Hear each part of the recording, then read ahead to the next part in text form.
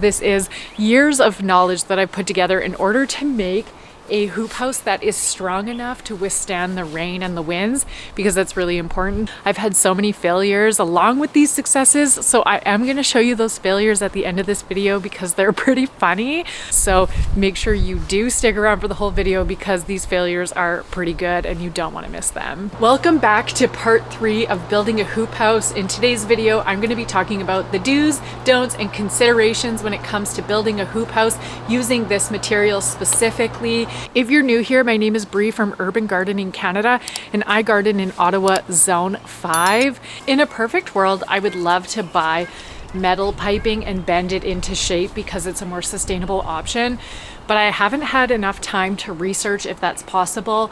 Plus, you have to build a jig in order to bend it into place. But I am hoping to upgrade to that in the future, so if I ever do, I promise to make another video of that. But in the meantime, I've been using this plastic piping. So I just want to talk to you about some of the do's and don'ts and considerations when it comes to using this specific type of piping. Now, of course, there are huge caterpillar tunnels or greenhouses that exist that can be 20 feet long by 20 feet high, but that's because they use a metal frame. So this is flexible piping, which means that there's actually a limit to how high your hoops can go before they're going to collapse. So I have in the past tried to build a hoop house that was big enough that I could step into it and feel like I owned my own greenhouse, and it collapsed more times than I could count. It collapsed from the wind, from the rain, from the snow, just from being too tall in general. No matter how many times I tried to brace the top and the sides of it, it just wouldn't stay together. And that's because it's made out of flexible plastic piping. So the truth is that you can just push this around and it's going to move. So there are limitations to how high you can make it. Now, the problem with also trying to make it too high is that you're going to waste material. So when it fails, you do have to cut it to a shorter size, which means you're going to end up with cut pieces that are wasted. So I really recommend being practical with the height of your hoops. But on the same note, you do want to make sure that your hoops are high enough. So you can see here that my plants are cabbage, so they're small, yet my hoops are really high. And the sole purpose of that is I am trying to make sure that my hoops are high enough that it gives my plants some space to grow. So whether I have a broccoli, a pepper, or a tomato in it, it gives it a lot of time to grow to a specific height where I can continue to cover it in poly, insect netting, or shade cloth before it does outgrow the hoops. It just allows me a lot more time. Plus, I can grow a lot more spring and fall vegetables in here with this height, and I don't have to worry about it touching the top where it's going to get condensation. So although you don't want to build them too high that they collapse, you also don't want to build them too low that your plants don't have room to grow inside of them before they've outgrown the entire space. So as we go along in this video, if you do find it helpful, make sure to hit that thumbs up, subscribe to the channel, and leave a comment below on what you are finding useful in this video. It really helps me and my channel as I continue to grow, and I appreciate any chance you can get to hit that thumbs up button. So the next thing is, because this PEX piping is fairly expensive and it is plastic, you really only have one shot at cutting these to the right length. So it's really important to take your time and get the right measurement. So you can turn to math to measure the half width of a circle based off of a diameter, but literally nobody wants to remember their high school math. So using the method that I mentioned earlier is the best way for you to get an idea of how long of a piece you need to be cutting. It's just easier to use it as an example around your garden bed and mark it and cut it than it is to sit down with a calculator and do a bunch of math. Unless you're a mathematician and you really enjoy doing it, then go for it. But otherwise, this is the best option for us average gardeners. Now, the one downfall to waiting to know how long the measurement is until you've bought it is that you do have to hope that you get enough footage. So say, for example, you have a bunch of garden beds this size, you won't know how many feet you need unless you do it in advance using math or using, say, a hose with the help of a second person to hold it up and get the measurement. For example, if this is 5 feet wide by a couple of feet tall, then I'm going to assume that this is maybe a 10-foot hoop, let's say, for example. Nobody's doing math here. So my 3 hoops that are on here at 10 feet in length means I need 30 feet of piping plus the 5-foot crossbar, which means I need 35 feet of hooping. And that's just to do one garden, which means that if I bought a 50-foot roll, I'm only going to get 1 garden's worth of hooping before I run out.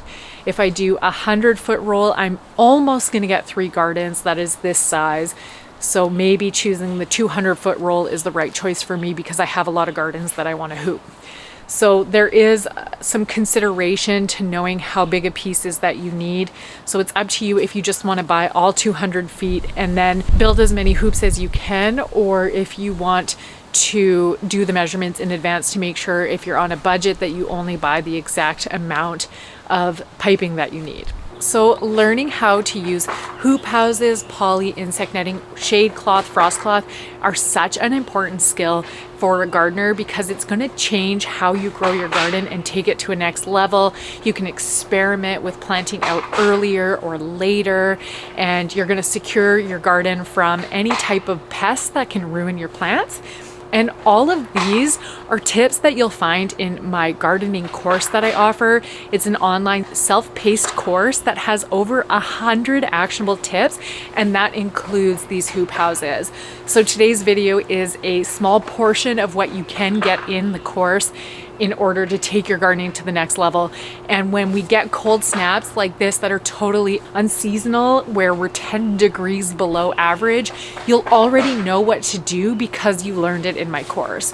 There's lectures, videos, and worksheets that you can take with you into the garden so that way you're actually learning and it's not just theory based.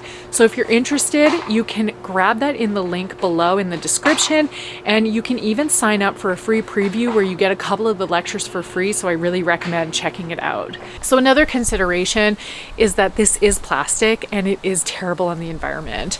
And especially when you are cutting it with a hacksaw or even with a miter saw, is that there's a lot of microplastics that come off of these pipes as you're cutting them, and that is going into our environment.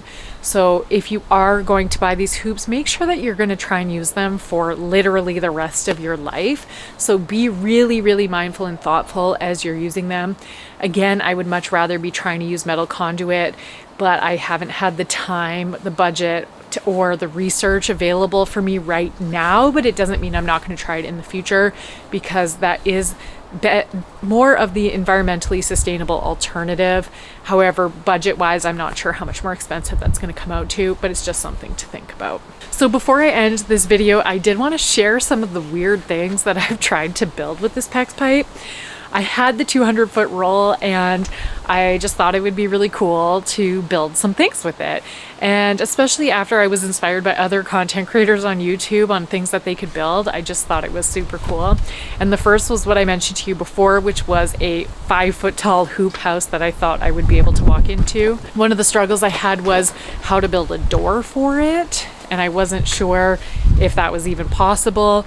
And not only did it collapse on me a million times over, but because it had originally been twisted up, it essentially like twisted itself back into place and collapsed on itself. And I woke up one morning and I saw it and I was like, oh, I don't think this is gonna work. So that one, next, don't even try it yourself. And the second one was I wanted to build my own trellises, and I had seen those moon doors or moon trellises that are perfect, beautiful circles, but they're so expensive. And then it was right around the time where everybody started using cattle panels to make their own arches, and I desperately wanted one, but A, I couldn't find cattle panels in Canada, especially the kind that they were using in the US to make trellises, and B, even if I did find a 16-foot long cattle panel, how was I ever supposed to get that home? Because I surely do not have a 16-foot long trailer, and I wouldn't even know how much delivery would be coming from a feed lot or feed store or cattle store coming into the middle of the city. So I decided I was going to build my own trellises out of this PEX pipe, and that is exactly why there are 4-way connectors all over this hoop house, is because these pieces were originally used to build that garden trellis. And so to try and strengthen the pieces, I had bamboo stakes in the middle of all of them. I was connecting them, they were screwed in together, and they looked okay. They weren't beautiful, but they looked okay. And I decided to grow loofahs and bottle gourds on them. And by the time the squash had grown to their full size, the weight of them literally just pulled it down. So when the arch was originally maybe like this high above my head, by the time summer was over, it was at my chin and I had to duck underneath it to get around. So it totally failed as well because the piping was flexible. It didn't work. So that was another failure of mine that I'm going to tell you right now, don't even try and do it. Really, this PEX piping, it's best for low hoop houses that are maximum maybe 2 to 3 feet tall with a hoop every 2 feet and a connector bar. That's the best way. This is the strongest version I've ever built. This one has never collapsed on me in any rain or nothing. This is the best one that I've done. So I recommend following the look of this one, and you can try and experiment other ways, but just be prepared that things might not go as planned. And that is everything for part 3 of this hoop house build, which means we are done. This is everything that you needed to know from part 1 through to part 3 on the supplies you need, how to build it, and your considerations. I hope you enjoyed this series. If you did, make sure to give it a thumbs up, subscribe to the channel, and check out this video here. Bye.